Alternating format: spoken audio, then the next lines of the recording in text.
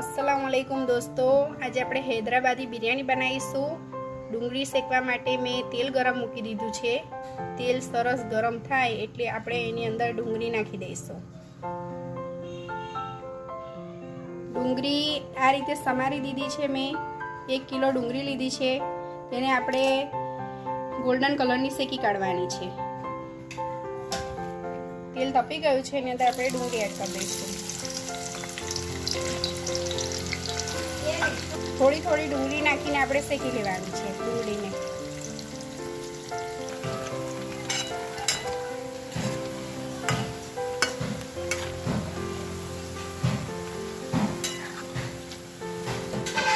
मीरस तो तैयार थई गयो छे, आपणे एने निकाળી लईशुं।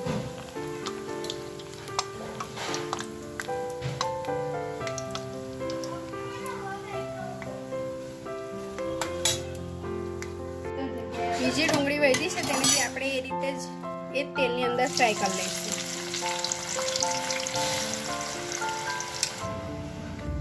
હવે આપણે ચિકનમાં બધા મસાલા એડ કરીશું। તેને લીધે મેં લીધું છે 1 ચમચી ગરમ મસાલો, 2 થી 3 આ પાન પત્તા લઈ લીધા છે, તેજ પત્તા, 1 ચમચી જેટલા મરી લીધા છે, 1 ચમચી જેટલું જીરું લીધું છે, 4 થી 5 મેં इलायची लई लीधी है, 2 થી 3 बादियाना फूल लई लीधा है, 3 થી 4 लई लीधा है तज, 2 થી 3 लविंग लई लीधा है અને એને खुशबू માટે મેં લીધું છે જાવંત્રી પીસેલી લીધી છે। તેને થોડીક જ નાખવાની છે આપણે, અડધી ચમચી જેટલી જ, વધારે નથી નાખવાની। વધારે નાખીએ તો એની અંદર ભભક મારી જાય છે। પછી આ બધા મસાલા આપણે ચિકનની અંદર એડ કરી દઈશું। હવે જે આપણે બિરસ્તો તૈયાર કર્યો છે તે બિરસ્તો આપણે આ રીતે થોડો થોડો તોડી કાઢવાનો છે હાથથી, ક્રશ કરી અને પછી આપણે અંદર એડ કરી દેવાનો છે। આપણે અડધો બિરસ્તો અંદર આપણે એડ કરી દઈશું।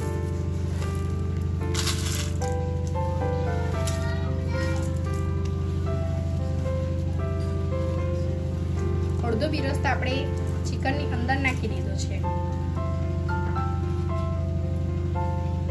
2 લીંબુનો રસ નીચવી કાઢ્યો છે તે આપણે અંદર એડ કરી દઈશું। 100 ગ્રામ જેટલું દેશી ઘી નાખવાનું છે। દેશી ઘી અંદર ખૂબ મહત્વ આપે છે, એટલે દેશી ઘી અચૂક નાખવું અંદર। અને આપણે નાખવાનું છે 150 ગ્રામ જેટલું તાજું ફ્રેશ દહીં। 1.5 ચમચી જેટલો આપણે અંદર સુગંધીવાળો મસાલો નાખીશું। 1 નાની વાડકી જેટલા આપણે ધાણા નાખીશું અને 1 નાની વાડકી જેટલો પુદીનો અંદર એડ કરી દઈશું।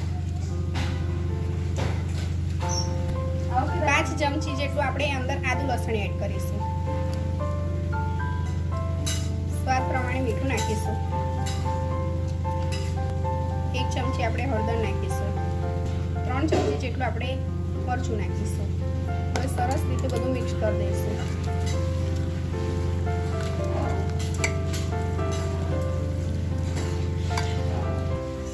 સરસ રીતે આપણે બધો મસાલો અંદર મિક્સ કરી દીધો છે।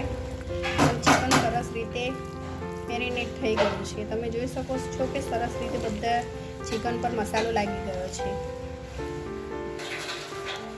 અંદર જે જાવંત્રી નાખી છે તે જાવંત્રીનો અંદર જે ખુશ્બુ આવે છે તે જ મેન છે હૈદરાબાદી બિરયાનીમાં। કેવડાનું એસન્સ તે બધા નાખે છે તે તો હવે ઠીક છે, પણ જે જાવંત્રી છે તેની જે ખુશ્બુ આવે છે તે એસન્સની ને એના બધાની નથી આવતી। આ એક સિક્રેટ છે। આપણે ચોખા બોઇલ કરવાના છે। હવે તેના માટે મેં પાણી ગરમ મૂકી દીધું છે। પાણી મેં તમે દેખી શકો છો કે બબલ્સ આવી રહ્યા છે। એની અંદર આપણે નાખીશું 3 લીલા મરચાં, 3 લીલી ઇલાયચી નાખીશું, 1 બાદિયાનું ફૂલ નાખીશું, 2 થી 3 તળના ટુકડા નાખીશું અને આપણે 2 થી 3 તેજ પત્તા નાખીશું। એ બધું આપણે અંદર એડ કરી દેવાનું છે। અંદર આપણે લીલા ધાણા છે, લીલો પુદીનો છે બધું નાખવાનું નથી, તેનાથી પાણીનો કલર બી બદલાઈ જાય છે અને પછી એનો અંદર ફ્લેવર બેસી જાય છે તો બિરયાનીનો ફ્લેવર જે લાગવો જોઈએ તે પ્રમાણે લાગતો નથી। આ ચોખા બાસમતી ચોખા લીધા છે, એને મેં 1 કલાક માટે પલાળી દીધા હતા। સરસ રીતે પલળી ગયા છે અને ચોખાને 1 કલાક માટે પલાળવા જરૂરી છે બિરયાનીના।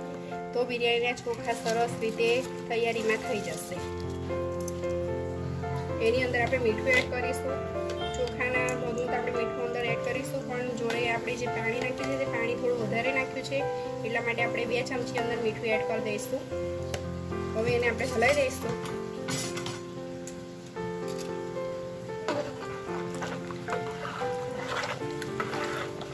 આપણે 40% જેવા ચોખા થવા દેવાના છે, એથી વધારે ચોખા થવા દેવાના નથી.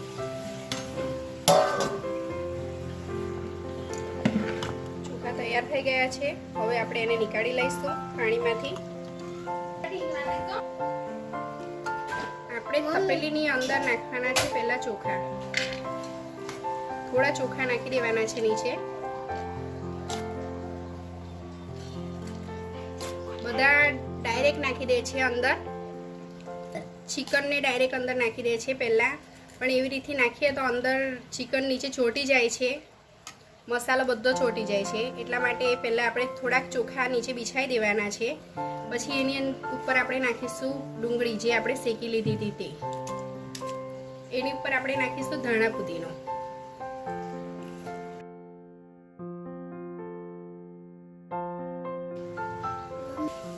હવે આપણે એની અંદર નાખી દઈશું ચિકન.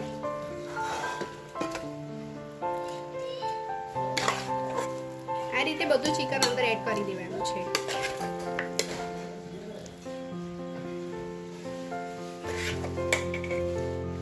ચિકન આપણે બધું અંદર નાખી દીધું છે, અને જે ચિકન આપણે જેની અંદર મેરિનેટ કર્યું હતું તેની અંદર બધો મસાલો ચોટેલો હતો. એની અંદર આપણે 1 કપ પાણી નાખી અને બધું સરસ રીતે એકરસ કરીને અંદર નાખી દઈએ છીએ પાણી. વધારે પાણી નથી નાખવાનું, ખાલી 1 કપ જેટલું પાણી આપણે સરસ રીતે ધોઈને નાખી દેવાનું છે. એની અંદર આપણે નાખી દઈશું લીલા મરચાં. 3 નંગ લીલા મરચાં મેં નાખ્યા છે. પાછો આપણે જે ડુંગળી આપણે કાપી હતી તે અંદર નાખી દઈશું શેકેલી. આપણે જે ડુંગળી શેકી હતી તેનું જે તેલ છે તે આપણે એની અંદર નાખીશું. અડધું તેલ આપણે અંદર નાખી દઈશું. અડધું તેલ એટલે તમે વધારે જો તેલ મૂક્યું હોય તો પછી એટલું બધું તો નથી નાખવાનું, માપનું નાખવાનું છે. એટલે આની અંદર 150 ગ્રામ જેટલું આપણે તેલ એડ કરીશું. હવે બીજા ચોખા જે વધ્યા છે તે આપણે બધા એની ઉપર બિછાઈ. ચોખા સરસ રીતે આપણે બિછાઈ દીધા છે. એની ઉપર 50 ગ્રામ જેટલું પાછું આપણે જે ડુંગળી શેકી હતી તે તેલ આપણે એડ કરીશું. આ રીતે 50 ગ્રામ જેટલું તેલ એડ કરવાનું છે. એની ઉપર થોડું ઘી નાખીશું. દેશી ઘીનો ફ્લેવર ખૂબ જ સરસ લાગે છે અંદર. હવે જે ડુંગળી શેકી હતી તે આપણે ડુંગળી એની ઉપર નાખી દઈશું.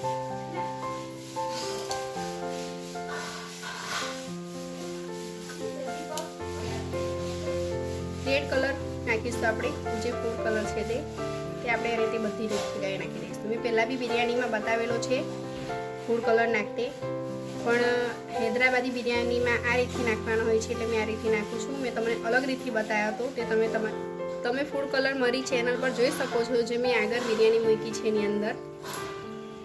અને હૈદરાબાદી બિરયાનીમાં આ રીતથી નાખવાનો હોય છે. હવે એને આપણે ગેસ ઉપર મૂકી દઈશું. એને 5 મિનિટ માટે આપણે ફાસ્ટ ગેસ પર મૂકવાનું છે. પછી ગેસ ધીરો કરી દઈશું અને ધીમા તાપે આપણે એને 20 થી 25 મિનિટ સુધી થવા દેવાની. આપણી હૈદરાબાદી બિરયાની તૈયાર થઈ ગઈ છે.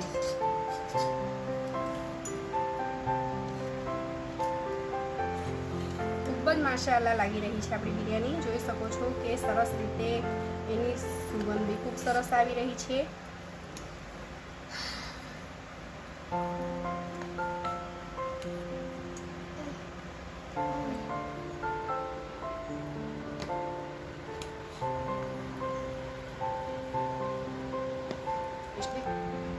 હા, ખૂબ જ સરસ ખુશ્બુ આવી રહી છે. આપણી હૈદરાબાદી બિરયાની બિલકુલ તૈયાર થઈ ગઈ છે. એનો ટેસ્ટ બી ખૂબ જ સરસ છે. તમે જરૂરથી ટ્રાય કરજો એકવાર.